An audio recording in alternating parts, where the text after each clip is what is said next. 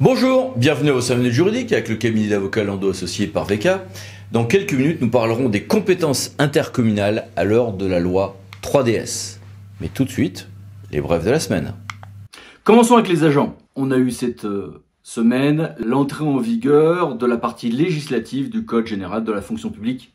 Souvenez-vous, c'était notre dossier il y a une semaine. Un décret est intervenu pour fixer les seuils d'affiliation à la CNRACL. En fait, ces seuils n'ont pas changé, mais on avait désormais besoin d'un décret à cause justement de cette codification. Le Conseil d'État, par 3 décisions, a bien confirmé que l'obligation vaccinale s'impose à l'ensemble des personnels soignants hors tâches ponctuelles travaillant régulièrement dans des locaux d'établissements de santé. Et puis, on a eu une revalorisation de la NBI des secrétaires de mairie, donc pour moins de 2000 habitants. On a eu par ailleurs une circulaire importante lançant la mise en œuvre du contrat d'engagement jeune. En matière de numérique, on en avait parlé déjà, le Conseil d'État, et puis de manière plus précise, le TA de la Guyane, avait dit non, une procédure administrative ne peut pas être numérique. Même pour une simple prise de rendez-vous, il faut qu'il y ait une possibilité de le faire autrement que par Internet. Le TA de Strasbourg vient de le confirmer de manière éclatante. En matière de contrat, le Conseil d'État a validé le fait que je peux bien imposer, à peine d'irrecevabilité de l'offre, qu'il y ait, dès la mise en concurrence, les noms des co-contractants du futur délégataire de services publics à mettre donc dans l'offre. Et puis en matière de contrat toujours, France Urbaine avec quelques autres acteurs a fait 8 propositions intéressantes pour adapter la commande publique aux enjeux écologiques et sociaux. On a eu un guide très intéressant sur les meublés de tourisme fait par le ministère de la Transition écologique. Or, le droit est tellement complexe que ce guide est le bienvenu et en plus, il explique pas mal de choses, même de manière extra-juridique. Encore une fois, il est vraiment très intéressant. En matière scolaire, on a eu un durcissement des sanctions en matière scolaire, mais surtout un gros volet sur la prévention du harcèlement scolaire et l'accompagnement des victimes par la loi du 2 mars 2022. Et puis, les scolaires ainsi que les bureaux sont concernés par un nouveau décret sur les critères de performance énergétique des bâtiments. Et puis en matière d'identité, un assez gros volet aussi. Alors, on a eu d'abord une loi du 2 mars 2022 qui permet, une fois dans sa vie, d'avoir une certaine souplesse par une simple démarche auprès de l'officier d'état civil pour toute personne de choisir entre le nom de l'un de ses 2 parents, en changer ou les accoler. Et puis il y a tout un volet aussi sur les noms d'usage, le cas des mineurs dans certaines hypothèses.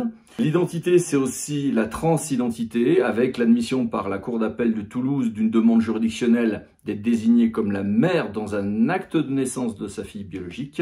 Et puis, identité toujours, un décret post-PMA pour toutes, et avec quelques aspects sur la transidentité, mais essentiellement pour des raisons d'anonymat, du décret donc 2022 290 du 1er mars 2022. Et puis les mini-brèves, alors là, beaucoup de mini-brèves cette semaine, que voici, que voilà, et puis que voici encore, et que voilà encore. Mais passons à notre grand dossier. Compétences intercommunales, quelle réforme induite par la loi 3DS? La loi 3DS, on en a déjà parlé, il y a plein de choses. Et évidemment, il y a plein de choses qui vont concerner, y compris les structures intercommunales. Bon, la visioconférence, des modalités d'exercice de certaines compétences, les possibilités, je sais pas moi, de CIAS dans les métropoles, et de toute manière, qui pourront avoir un CA dont on fixe sur mesure la composition, etc. Le nombre de membres en tout cas.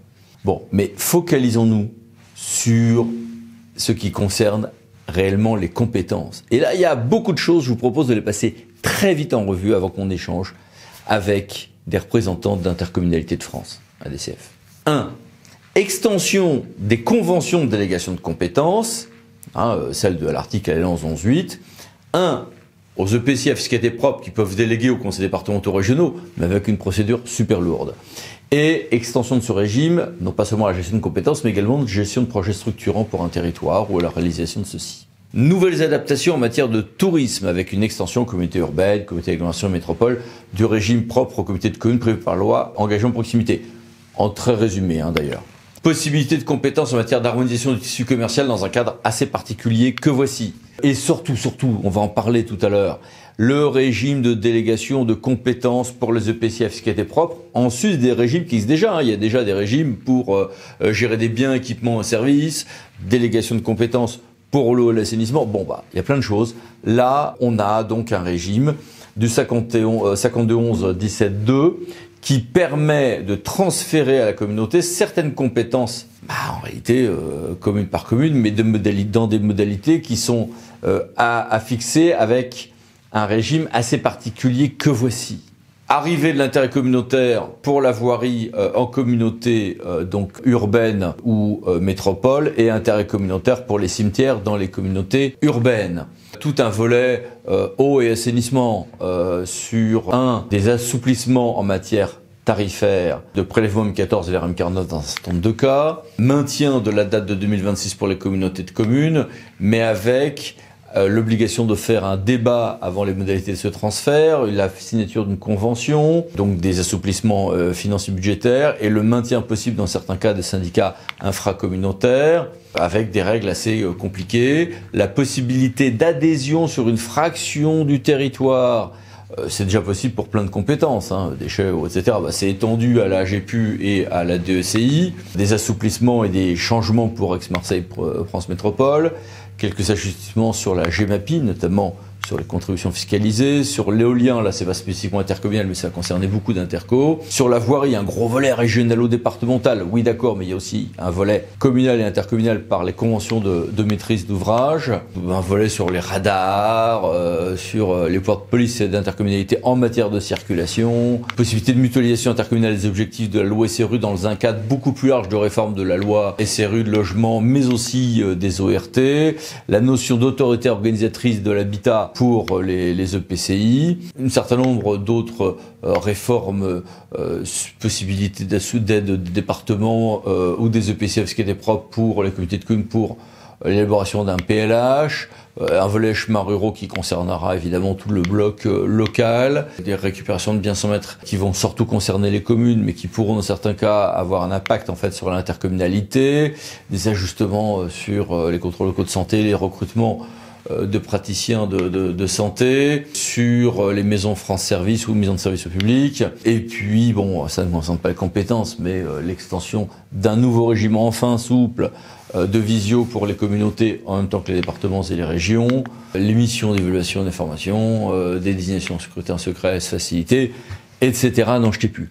Face à tout ça, on a voulu poser quelques questions à Intercommunalité de France, qui, comme vous le savez, est le nouveau nom de la DCF. Madame la Présidente Simon, bonjour à tous les deux. Bonjour à vous. Intercommunalité de France, nouveau nom de la DCF, est-elle satisfaite par cette loi et d'une manière générale, appelez-vous de vos vœux de grandes réformes ou au contraire, souhaitez-vous, après 10 ans de modification, un certain apaisement législatif ?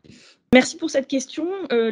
En fait, la loi 3DS intervient dans un contexte après une décennie en fait de bouleversements législatifs. On a même parlé de Big Bang de la loi NOTRe. Et donc, globalement, l'Intercommunalité de France avait une position associative qui plaidait pour une stabilité des périmètres et des compétences.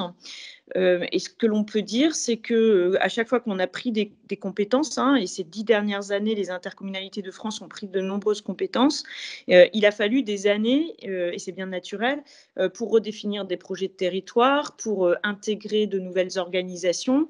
Et c'est une des raisons pour lesquelles nous plaidions pour cette stabilité des périmètres et des compétences. D'une manière générale, on estime que cette loi 3DS est plutôt satisfaisante.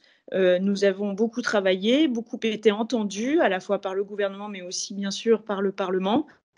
Et nous avons pu obtenir cette stabilité globalement. Le plus important était que le principe du transfert obligatoire des compétences eau et assainissement aux communautés de communes en 2026 n'a pas été remis en cause. Et ça, c'était vraiment un point extrêmement important. Et également la possibilité de réintroduire l'intérêt communautaire pour la compétence voirie des communautés urbaines et des métropoles, donc l'urbain dense, qui est encadré de manière à ce que globalement, on conserve une stabilité également sur cette compétence. En revanche, on peut s'interroger sur le bien fondé de la possibilité donnée aux communes stations classées de tourisme, de récupérer cet exercice de la compétence tourisme indépendamment des logiques de développement territorial et de solidarité financière. puisque globalement, cette dénomination commune touristique ou station classée pourrait avoir pour conséquence que la compétence soit de nouveau réintégrée quand on la perd, elle serait de nouveau réintégrée à l'intercommunalité. Donc ça nous interroge.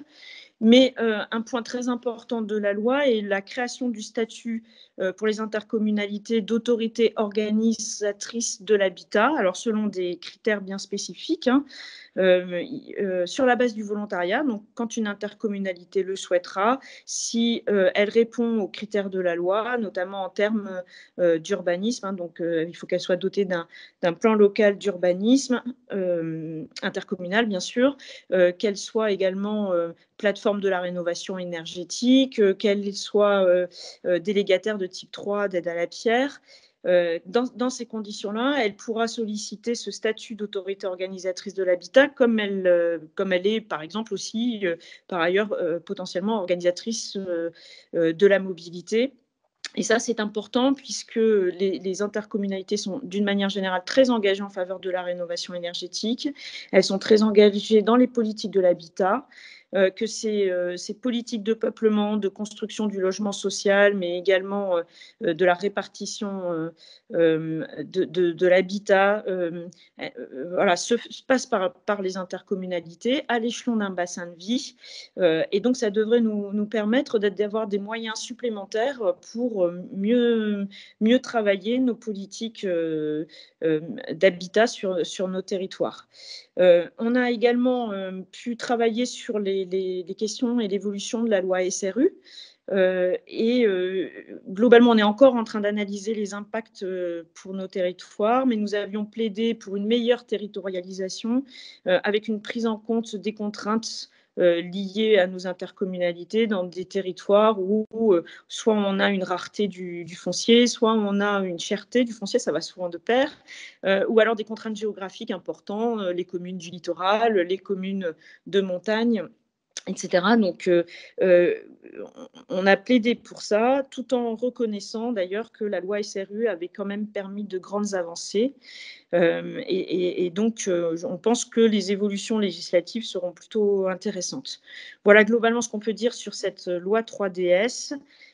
Qui permet une forme d'amélioration quant à la déconcentration des compétences, la manière de les exercer, tout en garantissant une relative stabilité des périmètres et des compétences pour nos intercommunalités. Et toi, Simon, je voudrais te demander ce que tu penses de ces fameuses, le terme est peut-être impropre, compétences à la carte. Les compétences à la carte, c'est un des volets qu'apporte la loi 3DS concernant les compétences intercommunales. Il y a d'autres ajustements qui sont introduits pour ces compétences des intercommunalités. C'est une nouvelle possibilité qui a été introduite au sein du Code général des collectivités territoriales pour permettre de transférer des compétences de façon partielle. Cela est introduit en se fondant selon des critères objectifs, le cas échéant avec une liste d'équipements, et avec les mêmes conditions de majorité que celles qui sont requises habituellement pour transférer les compétences facultatives que nous connaissons bien dans les intercommunalités. Pour l'instant, on va approfondir peu à peu notre compréhension du système, mais ce qu'on peut remarquer, c'est que ça s'inspire beaucoup de l'existence sur à la fois les compétences facultatives et ce que la pratique a déjà donné à voir, notamment à la suite des fusions, où de nombreux contrôles de légalité ont déjà une lecture très souple qui permettait d'avoir ces compétences plus sectorisées transférées aux intercommunalités.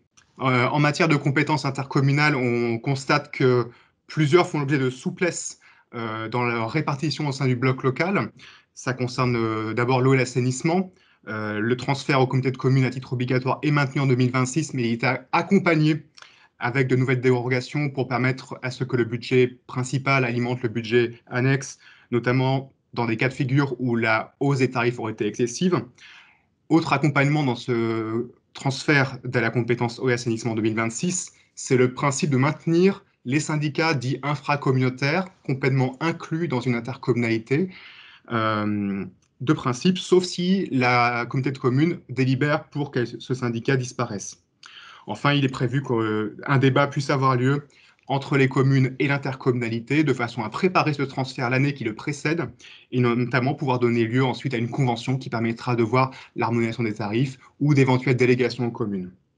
Des ajustements, on les a aussi sur la compétence voirie des communautés urbaines et des métropoles, avec une possibilité d'introduire un mécanisme d'intérêt communautaire qui permettrait d'ajuster les choses avec les communes membres, encadré sur une année et à la condition d'avoir des délibérations concordantes à la majorité qualifiée avec les communes membres.